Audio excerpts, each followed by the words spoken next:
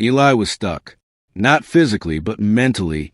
He sat in his car outside his apartment, staring blankly at the dashboard. Work had been a disaster. A client he'd been counting on for months suddenly backed out. His relationship had ended 2 weeks ago, and he hadn't slept since. Everything felt heavy, out of control. As he finally walked into his apartment, a thought flickered through his mind. I just want to escape it all. But instead of collapsing onto the couch, he pulled a worn book off the shelf one his grandfather had given him years ago. It was a book on Zen teachings, and on the first page, in his grandfather's handwriting, was a note. When the mind is loud, listen for silence. When the world is spinning, focus on your breath.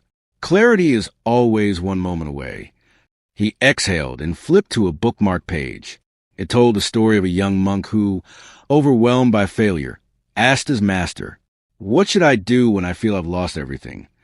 The master replied, "Focus only on the step in front of you, not the mountain, not the path behind, just the next step."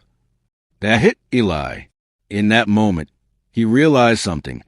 He couldn't change the deal that fell through. He couldn't undo the breakup. But one powerful thing was still under his control: his focus.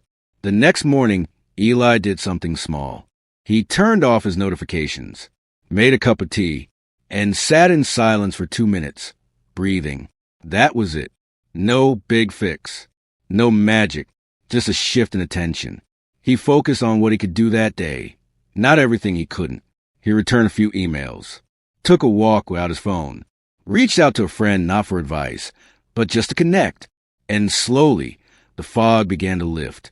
A week later, a friend invited Eli to a small design meetup. He didn't want to go, but he remembered a line from the Zen book. The best moments come when you are not seeking them. To stop grasping is to finally receive. So he went.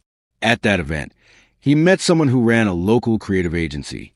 They talked, connected, and a few days later, he was offered freelance work unexpectedly, but aligned.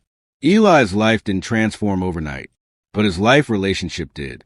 He stopped obsessing over what he'd lost. He stopped trying to replay the past. Instead, he focused, one mindful moment at a time, on the only thing he could truly control. And with that focus came peace.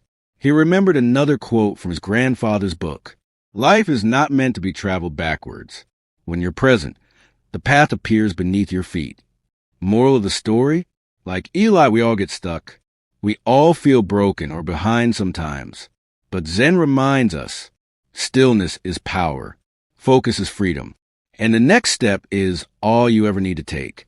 So when you're stressed, breathe. When you're lost, return to now. Keep being you. Keep being awesome, and the right people, they will find you. Because as Zen teaches, the moment you stop chasing, the truth begins walking toward you.